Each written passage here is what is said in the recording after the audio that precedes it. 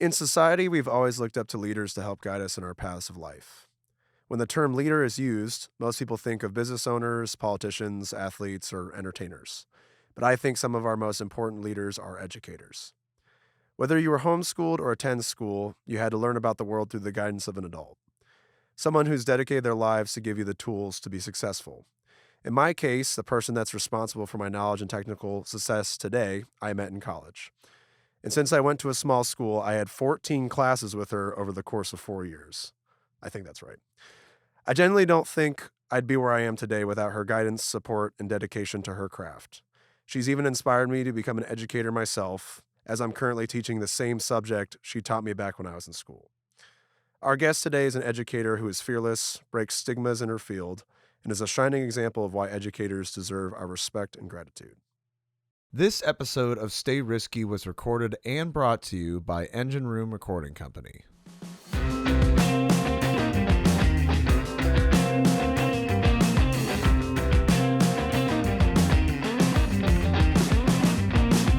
I came around here looking for a way and found myself outside with everybody else. All right, now we are joined with Carrie. I hope I didn't make you cry or tear up. I did a little bit. A little bit. Yeah. I guess what I said was, it's funny, Darren, one of our other guests, said that my monologue wasn't true. I said we taught the same exact thing, which isn't entirely true, but they have similar principles to them. Because, I mean, you do have to program certain things in video editing, and also it's all made for web and consumption anyway. But thank you for joining us today. Well, thanks for having me. You made it in. But for anybody that doesn't know you, tell the crowd, the whole world, the millions of crowd. people that Wow. are listening. I love that we have a crowd. We do. Why don't you just kind of talk about your background, what you teach and what what you're passionate about and stuff like that. Okay.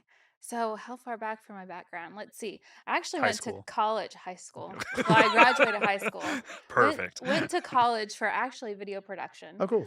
And then I was in the industry for probably 10, 15, well, actually about 15 years. Okay. And then got a job at the Art Institute teaching usability. So I taught there for about 2 years, then went to Butler. And I actually taught an audio video course. So, Nice. and then capstones too. Yep. There was video students in there. So, but mainly taught web development courses and developed a web development program there.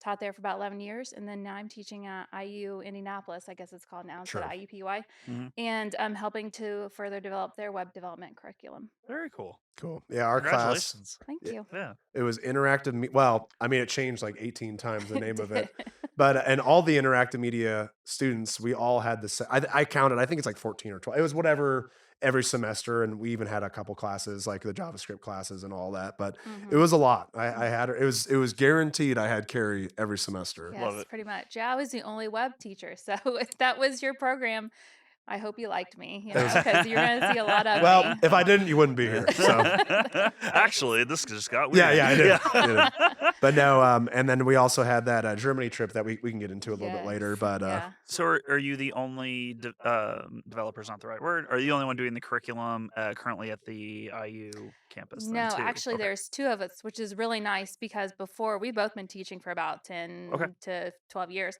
and we've always been by ourselves. So it's really nice now that there's two of us to like really build this like fully fleshed out curriculum to where we want our students to, be the most sought after in the industry by Yeah. companies around here and be like, oh, those students from IUPUI and the Mhm. web, they're fantastic. I got to have them. So Did and now we can you do that. did you know the person you're working with, or was there like this kind of like fear of trying to collaborate with somebody for the first time? Like, did you walk into it being like, oh my god, I don't know how this is gonna work?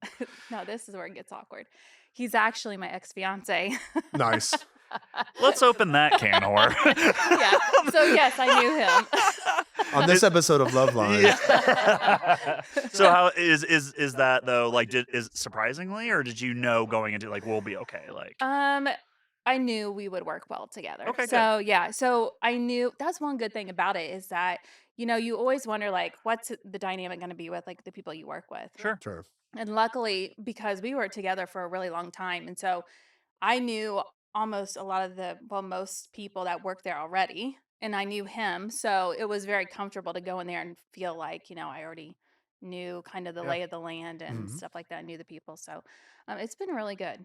That's Okay, awesome. thankfully. awesome. And at Yeah. the end of the day, you can separate personal and work because I mean Yeah. that's I mean, granted, your personal life does tend to go into your work too, but you know, as long as you have that good balance, I mean, it's you guys are adults, so. Mine doesn't. Yeah. But no, that's awesome. Yeah, at Butler, it was just super fun, and I didn't necessarily. I mean, we have web design as a service, but Hmm. to the traditional like how you taught me to hand code and stuff like I don't necessarily do that. And we talked about this last time that Ben and I spoke at your class before you Mhm. left. That it still got me into the field of interactive media, like web app design, even just like then it ties into social media and video, and it's such a broad spectrum now of things that go into it because you know 15, 20 years ago, a social media manager was not a title or a Mhm. thing. And now Everybody year, is. yeah, every year we've got, everybody's a social media manager, Yeah. everybody's a content creator, everybody's this and that. Specialist. Everyone's Yeah. a specialist. So it's Yeah. like, but all these skills are like digital. We were talking about trade schools before Yes. this Mhm. started rolling. It's like a digital contractor Yeah. is kind of what you're teaching the kids and prepping them to be because you can, as long as you know how to code and you know how to problem solve from coding, you can figure out almost anything. Yeah. Yes. I agree. Mhm. Do you with trying to create a curriculum that is helping students be the best they can be and also I think you said the best in the nation, like Mhm. sought after, do you find that the upkeep of having to stay with a changing industry constantly, is that a struggle, or do you find like you like that challenge and that's kind of why you want to create the curriculum that you do, like is it constantly feeding your need to create? It's definitely a challenge. Okay. And because if you think about it, like when first started teaching, they taught Flash. By the time I taught for 2 years, Flash wasn't even around anymore. Mhm. So it's like, and the hot languages keep getting developed and keep getting, you Right. prefer React, and then next year it's Angular, and it just changes all the time. So it's difficult to develop a curriculum that will be current in the 4 years, even just the 4 years that they're going through through school. But it's nice though because it forces us to pay attention to industry trends, keep in touch with industry leaders out there, go to conferences, figure Mhm. out what's going on, and make sure that our curriculum is flexible enough to where we can pivot really fast if we need to. Okay. So Okay. yeah, it's definitely challenging though. But that you love that, right? I do. I Yeah. mean, sometimes it's like, man, I wish I just taught like World War II Math. or Yeah, something. like Like something it's that's not going to Yeah. change, yeah. right? Yeah. But at the same time, it's like, but this forces me to learn new things and to Mhm. stay current. And I like that. I like how exciting it is. And then sometimes students will bring stuff to me that I don't even know about yet. And so it's just really nice to be in an environment that isn't so stagnant. But, at times it can be overwhelming. You just kind of have to You're make always sure. it's as soon as you learn the thing, you then have to start learning the next thing. But the nice thing is you have security in it because it's like It's true. it's gonna adapt. Like, if you were like, I am only gonna teach Dell Service 2003 coding through Linux Yeah. with a Raspberry, like it just yeah, I mean you can always do something different. Yeah. And something I want to ask you, I don't know if I ever asked you, did you ever because you teach coding and all that, did you Mhm. ever like take on like have you ever like made a website for a company like under your own name, or is it just kind of like education's always been your path? I did for a while. I did freelance for a while. And I'm sure you all have done freelance before. It's, We still do. We do Yeah, it we all the do, time. yeah. technically, So yeah. you know how it is. You make a contract and then they want more and more and more, but don't want to Mhm. pay for it. And I Sure. just did not, I am not a person who likes confrontation. Sure. So that wasn't, I was just like, one and done on that kind of thing. I Sure. was Yeah. like, freelance is not for We've me. had to, because it's a reality of freelancing, but I think one of the best things we've learned in business is to just be super upfront with the customer and have a meeting beforehand saying, what are your expectations? Here are ours, and these are the boundaries. And I want to make sure you understand that before we move forward. Because, for graphic design, he's like, 2 edits, you get Yeah. two. Not And to they're sound like, evil, but I love yeah. confrontation. But Not like, not that because I want to make someone feel uncomfortable. I am very much like, this is what I provide. This is how it's going to go. If it doesn't go this way, this is what to expect. Because if that's not set ahead of time, then you get in that that Right. where like, and that's, I think a lot of people in terms of like trying to do their own business or trying to do their own thing, that's probably the number one thing that kills it. It's like you love this thing and you want to do it and have fun with it, but then you have that awkward part of now I got to deal with this person and now I got to Yeah. try to like ask, and it's always weird to ask for more money or ask for more time because like you don't want to look like you don't know what you're doing or you don't want to make it weird, and then they come back at you and like maybe they rear their ugly head and they start to become this person that you then don't want to work with and now you feel stuck. Hmm. So but no, I mean, at least you recognize it, but then with education you're helping influence someone along their path, and a lot of times like you can also help them realize that maybe it's not for them. Like Yeah. that's a big thing is like when I minored in information technology, I instantly was like, nope, not me. I want to do the art side of design and like Hmm. because like the coding stuff, like I can do it and I still remember it, but I personally would rather make the layout of the website how it looks versus how it's coded. That's just me, but like I learned that through your class because you taught us everything. Yeah. So Do you do you have that situation with students where you're like, hey, do you have to have that tough talk, or do you find that you students who realize that they typically are like, hey, this just isn't for me? Like, are you ever in that position where you have to be like, are you sure you want to do this? Yeah, I mean, sometimes I talk to students and I tell them, and it's just like, you tell your kids, like, failures are just as important as your successes. Like, you Mhm. can learn a lot from that. So if you come to my class and you figure out that you just absolutely hate it, well, good for you because now you've learned where you don't want to go and sure. it gets that path that you want to go a little bit more narrow, right? Yeah. So, yeah, so if students come to my class and they just figure out it's not for them, like no hard feelings. I get Mhm. it because Yeah. we've all probably been there, done something, and be like, yeah, I don't want to Um, do that. So I do have to have some talks with students a lot of times, but most of the time they like figure this stuff out on yeah, their own. sure. Especially Sure. if they're tech oriented, they can Yeah. pivot and they know what they want to Yeah. go to. And you don't want to waste Yeah. each other's time. That's Yeah, one of the biggest, exactly. especially nowadays. Time is so precious, and it's just like, listen, it's not you. This just may not be your thing. Yeah. Yeah, Yeah. and your so every guest we have, for anybody that doesn't know, we send out a questionnaire just to kind of have back. I mean, I know you like the back of Hmm. my hand, but Ben doesn't. It's creepy. But one of the things you said was is girls in tech. There's a point that you brought up that Yes. some students in the past might have said, "Oh, girls shouldn't be in tech because it's a male dominated world." So Hmm. you are clearly a girl in tech and you teach it. Hmm. So what has your experience been? When you first started educating, you might have been an outlier, but now you're seeing like there's this really big movement for women to do everything and anything that they want to do because that's how they're people are people. They should do what they want to do. Yeah. So what's been your experience with all that? Yeah, so I'll never forget. It's one of those kind of like core memory moments in your life where, like, I was in college and I was talking to this guy and he was a computer science major. And I was like, oh, that sounds like fun. I thought about taking a course. And he looked at me like I had a third eye and was like, there's no girls in computer science. And I just thought, oh my gosh, maybe I can't do it. And so I didn't take that class. And looking back, now as I've seen my career progress, I'm like, dang it, like I don't want that to happen to anybody else. And so I'm a really big advocate to any kind of non stereotypical person in any field to be like, don't let somebody tell you you can't do it. You can do whatever you want, no Sure. matter who you are. I don't understand that mentality. Like, I just struggle with it, and I get it. I was maybe raised in a way that, my mom taught me you don't do that. Like But, like, traditional roles I and stuff just like that. don't get the, like, looking at you with a third eye. I'd be like, all right, cool. Like, I would be like, man, there's no girls in tech. Do That's it. actually Like, badass. I'd be super into it. Like, Yeah. that's super cool. But I don't understand that closed door restricted mentality. I also struggle with most stereotypes in life, but that's just Yeah.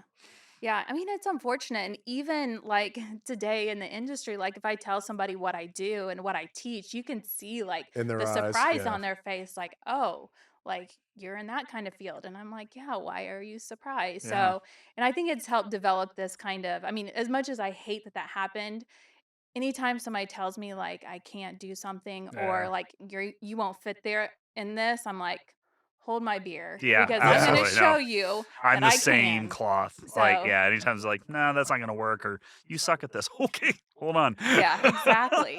And I think that's a good quality to have to be like, I'm going to show you wrong, you know? It is. I think it's a double-edged sword. Maybe you can attest to this too, Brand. But like, I think it is. I love Drive.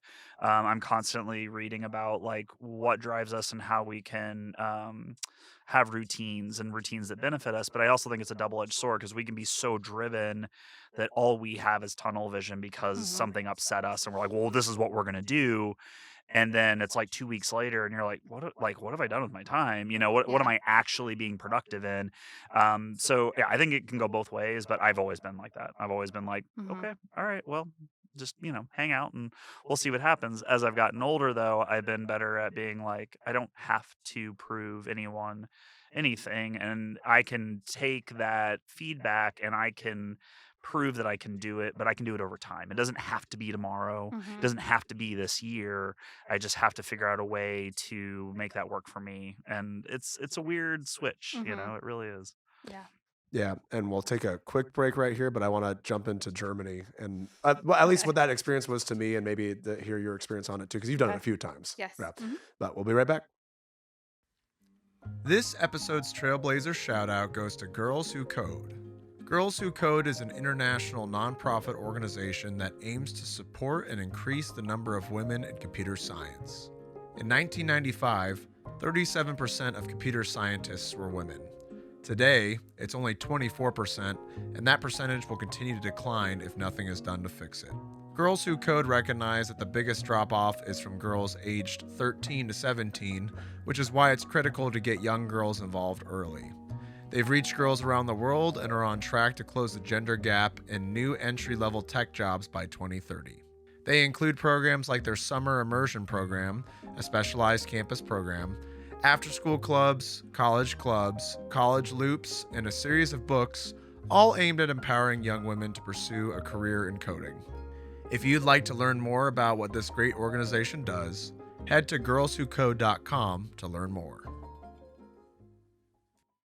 All right, we're back from our break. So we ended off with I talked about Germany. So when I was in school, I think it was the summer going into my sophomore year at Butler. We did the was it 2.5 weeks? Mhm. I think it's like 2 weeks. Yeah. 2 or 3 weeks. We went to Germany, and I was there with you and Cutler. And the reason Mhm. why I wanted to bring it up, because Ben and I were talking about it earlier, is that week I told my family before I left, I am not using my phone at all, and I turned it off. And we had like the little the not burner phone, but like we had the Yeah. local German phones in Yeah. case The we needed to call each handies, other. what they called them. Yeah. Yeah. So Okay. but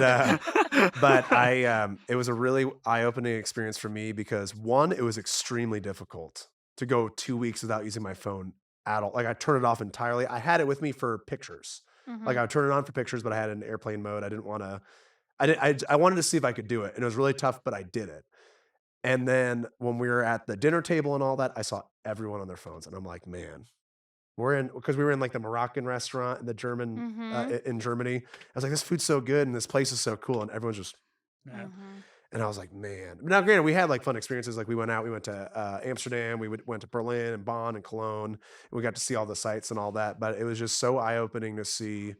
Granted, it's a good tool and it's like what we need to use for our businesses or just personal lives and stuff like that. But it was just so interesting to see.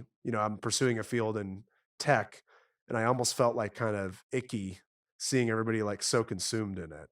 Yeah. So, and granted, I don't know if you noticed that when you were there, but I overall just wanted to know like what your experience has been, because you've been there a few times now. Has it always been Germany, or have you guys gone to other places It's too? always been Germany. Mhm. That same curriculum, that same Yeah. school that we Mhm. went to. Yeah. So, tell a little bit about like the program and what we all did when we were there.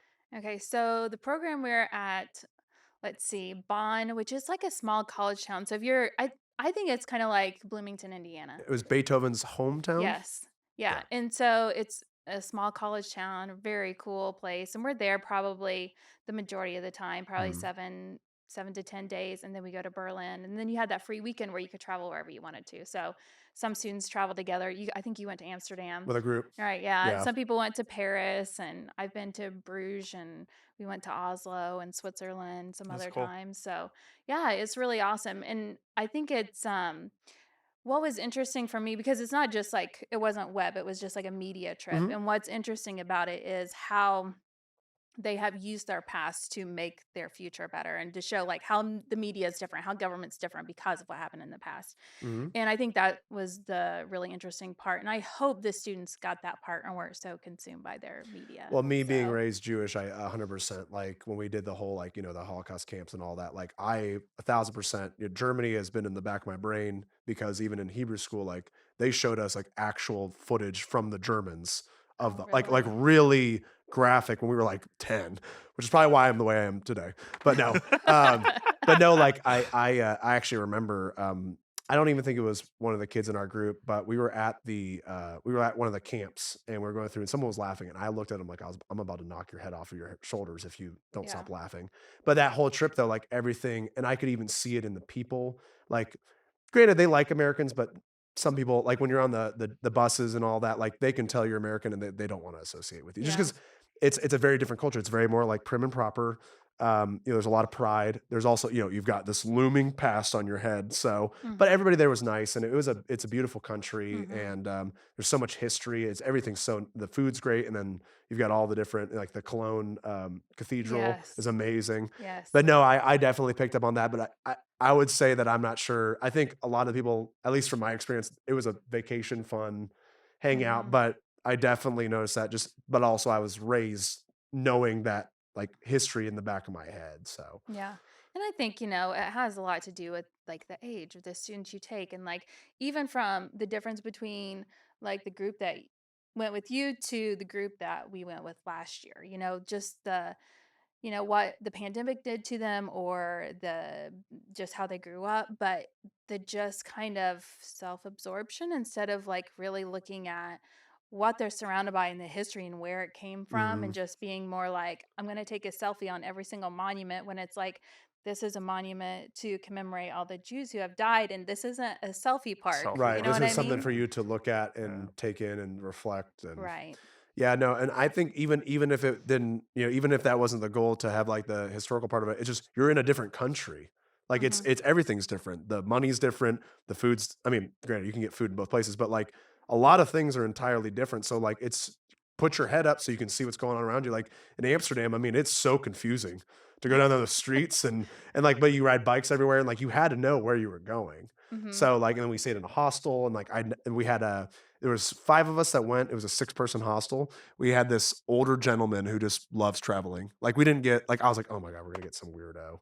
And he was so nice. We all stayed in the room. We had all of our stuff in there. He was very respectful. He was cool. He was probably in his 50s or 60s and we're all 20 or whatever. Yeah. But it was such a really cool like awesome experience overall Mhm. and if someone can like afford to do it when they're in school or whatever, they definitely should because it's Oh so yeah. eye-opening. It's such a fun experience. Mhm. Have you done international travel? Yes, but not with school. What'd you do?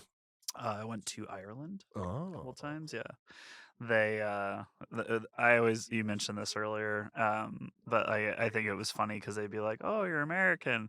We always felt like there was like an eye roll. Right. They're like, "Oh no, they're fucking tourists." Yes. But it was like, "Yes, I'm American. I'm sorry." Yeah. I was like, like my lineage though is from Northern Ireland, but that didn't really matter to them either. But No. yeah, I went up to Belfast a couple times and got to see kind of old world Ireland areas and some of the Americanized kind of things like Dublin to me is very McDonald's, Starbucks, whatever. But it's Mhm. neat, like driving through the old countryside and stuff like that was really cool. Speaking of So which, the McDonald's in Germany was awesome.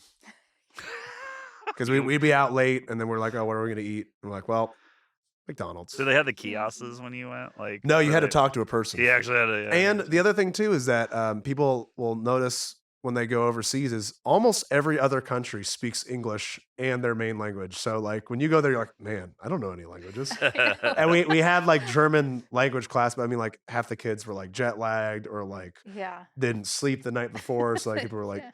but no, it was Yeah. super fun. We had I forgot her name, but we had a student with us who she spoke German. So she was like our translator. Hmm. Mhm. I don't know. Do you remember who I that I was? get all the trips mixed up. I think she was what a CSD student, and I Yeah. think her name started with a B, like Brianna or Bruce something. But she was German though. I But think is what it was. Is she either was German or she just loved the German language. I yeah, couldn't remember something what it like that. was. But yeah. But no, she helped us with a lot of and like I think like because in Germany like all the words get smashed together. So I'll always remember our bus station was Ollenhauer Strassen, and I had Yeah. to learn what the Strasse was and all that. So it was just super cool. But Yeah. gearing back to the United States, we're coming back, coming back. Across the Mhm. pond. So you're working at this new school. So you went from a private school to a public school. So kind of tell us Yes. about that transition. I was wondering what the difference in students would be, Sure, sure. and there is a big difference in students, but mainly it's like Butler students were just so quiet, Mm-hmm. they were just a lot more reserved. Whereas at IU Indianapolis, they like talk to me, and like I'll have students like sit in my hour or my office for like an hour. You're Like like, oh my never god, go to happened. class. Yeah, they would just hang out with me, and they would like ask me personal Yeah. questions, and I would get to know them. And like as much as I would love to have that happen at Butler, Mm. just didn't. Students didn't, I don't think, talk to their professors as much, at least for me. Were they more So, attentive though? um, Because like different types of learning, like when I was at IU, those of us who were more auditory and wanted to converse and stuff, I definitely didn't learn as much as I could if I just shut up during the class and listened and took notes. mhm. So I'm wondering if they're more attentive at Butler, they're because they are taking notes and they are paying attention, opposed to current experience where like, let's socialize a little bit. We'll get it, but Do you think it's a Yeah. small class size thing? Is your class sizes still small? Actually, they're kind of small. I only had like my biggest one is like 20 some. okay, Next semester it'll be more like 40. Okay. okay, that's a big So, but class. that's still not too bad. But they're probably used to overall though, like being in actual lecture halls, Yeah. like for their first Yeah, courses. I would think Yeah, I so. think my biggest class at Butler was like I actually took it was like a feminism or like female rights oriented class, and that was probably the biggest one that I had, and I was one of four guys in the class. But I Mhm. thought it was interesting. It was and the lady who taught it was super welcoming to me, and they talked about all types of issues. But I just thought it was cool just to be a part of something Yeah, that I probably would have never like outwardly chose myself, but I had to do that hour, and I was like, well, might as well learn, because yeah, I don't think about those things because I'm not a woman, so Yeah. and it was a super cool class, and it was fun. It was a good time, and we had some guys in there that were definitely like overstepping their boundaries. Like there were some the awkward worst. conversations that would happen, Uh, but no, it was just super cool and it was fun, and I met a lot of friends there too. Like a lot of the girls that were in the class, we became good friends, and we would hang out, outside of class too, and it was just cool. It helped me like open my mind, and I think Butler did a really good job with I forgot what the term was, but they made you do like 8 core hours of a certain like learning about things like watch a symphony or go to those yeah, Oh, the cultural the credits? Is that what cultural you're talking credits. about? Yeah, that's Yeah. really cool. Yeah. they were. It's funny because all the seniors would do them like all in the last week, and Yeah. they'd go like 8-hour days. Like they'd go to like a lecture, then they'd go to a symphony right after it, and you could just tell they're like just trying to get it in. Yeah. But no, Butler really helped me. Well, I went there for football. I realized that I didn't really want to do football, but it did help me realize everything else that I want to do. I always wanted to do tech. So I liked having the small class size. Mhm. I think personally for me, it was the best way to learn like computer science. Cause we worked in little groups. Like we're like, hey, how would you do this and that? And, cause like for me, if it was like a 50, 60, 70 person, and it was just like, here's a subject, you figure it out. Yeah. I think for me, my learning would have been tough, but yeah, I don't know. Um, but I guess is there any challenges you're facing? You talked about kids with COVID. Mhm. Now that we've gone past that, because I was the pre-COVID, the world was fine. Nothing, if kids would show up to class sick, nobody would Yeah. care. But now, like now you're in the space. What's education like since COVID's happened? It's difficult because you don't know how COVID affected the students. And Sure. like beforehand, when we would have students who needed extra help in some way, we would get some letter from Student Disability Services and saying they need these accommodations, right? Well, now you have students who might have had had traumatic experiences with COVID, maybe like they lost a family member or something Hmm. like that. But they don't have SDS type accommodations. So they come in and they're having a bad mental health day, or they can't come to class, or something is triggering, but we don't have any accommodations, but we want to give them some accommodation, but we want to be fair to other students. So it's Sure. kind of like this, how do we navigate this Yeah. space of, you know, realizing that they experience something that we need to accommodate them for while being fair to all the other students. And Right. it's That's just, tough. it's very difficult. Yeah. And, I tend to err on the side of like, I will be as helpful as possible. I'm going to hope that you're telling me the truth and like this really did happen and you're not just wanting to skip class kind of Hmm. Yeah. thing. But then there are some people who, Try to take They'll advantage of the yeah, abuse the situation. system, and the yeah, hard part is you can't like ask or like you can't prod to find out if it's true or not, because correct. then even if it's not true, then you're stressing them out, and then you could be they could be lying about it, and then you're stressing them out, and then they end up becoming distraught over it, over something that Yeah. they were lying about in the first, you know what I mean? So like, Yeah. This is why I You couldn't be just a don't college know. professor because I would be horrible at that piece. I'd be like, "Listen, Jeremy, get your butt into class." well, and I think college is such a pivotal. I mean, any age group is pivotal. Like when you're a middle schooler, you've Sure. got you're figuring out your hormones and all that. Yeah. You go to high school, you start dating. College, you're on your own. I mean, the Yeah. Butler kids weren't. Not I don't everyone think they're dates on in their high own, but school. most kids are figuring out things at them. And now, Yeah. Have you taught anything besides college? No. Well, actually, I taught middle school for like a year to Nice. help out.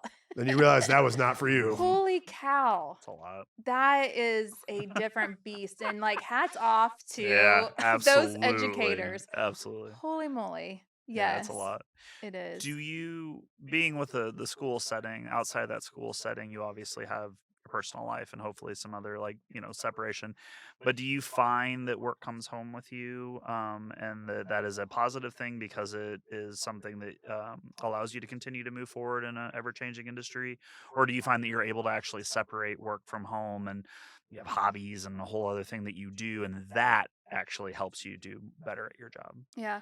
I bring work home and it's because like a lot because of the curriculum that we're developing, I'm having to like learn some more advanced programming language I Sure. haven't before. So my personal time is taken up by learning this stuff. Mhm.